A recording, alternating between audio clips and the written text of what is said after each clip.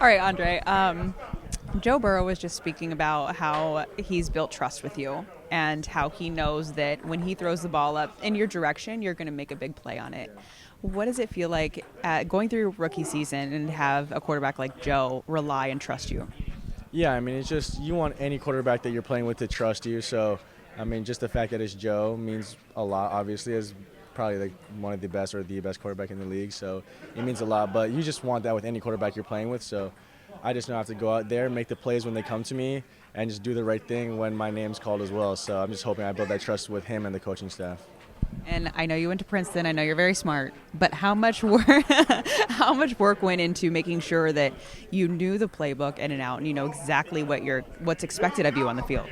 Yeah, I mean, that was what camp was. I mean, even still, yeah, I'm still learning kind of the offense as we go because there's wrinkles we put in, little new game plan stuff. So I'm still trying to get super comfortable, but that was the biggest part for me, just knowing multiple positions so that I could be like a dude that they plug and play anywhere if they need it.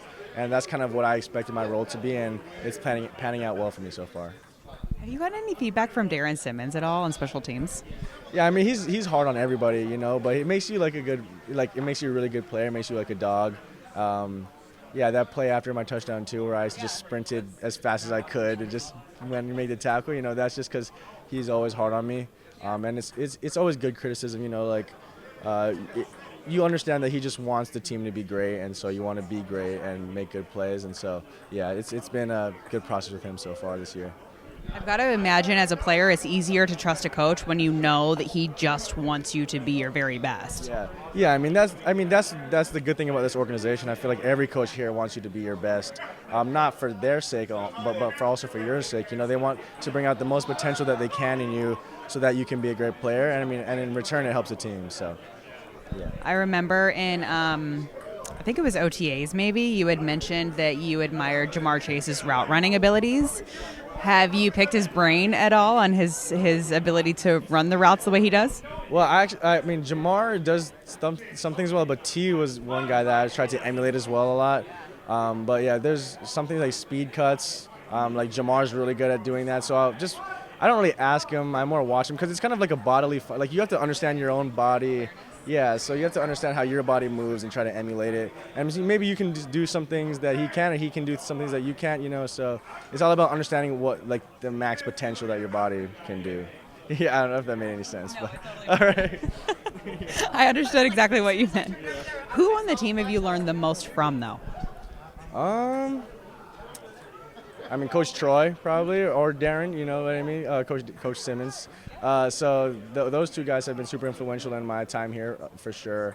I know Coach Troy, especially like during OTAs and even at the beginning of camp.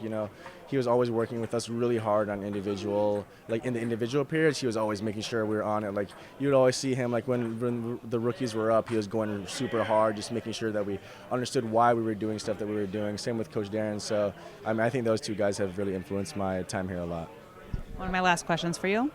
I know you tweeted about this, I think, that you hope that one day you will get a touchdown without a flag in the NFL. Yeah. How anxious are you to finally get a touchdown that doesn't have a flag thrown on it? I think that next time, even if there's a flag, it's because it kind of ruins my celebrations. Yeah. So like this past one, I kind of like half danced a little bit. The first one, I had to like wait through the ball.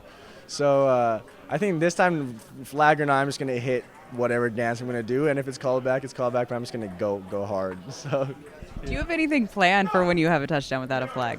Like, do you have any celebrations special? Oh yeah, not a special, but there's like a rotation of dances that are in play at all times. So, yeah. Last question for you. Yeah. What do you expect the atmosphere to kind of be like on Sunday night here, prime time, the Bills back in town? It seems like the last few years, Cincinnati, the Chiefs, the Bills have been the top three teams talked about. Yeah, I know everyone is super excited for this game, primetime game. A lot of people are talking about it. It's a huge rivalry game. We're done with the NFC now. We're going to go back into the AFC, make our mark here. And the crowd knows that as well. Not only the team, but the community knows it. And so I just can't wait for this place to be loud, get rocking, and get that home field advantage. Andrei, thank you.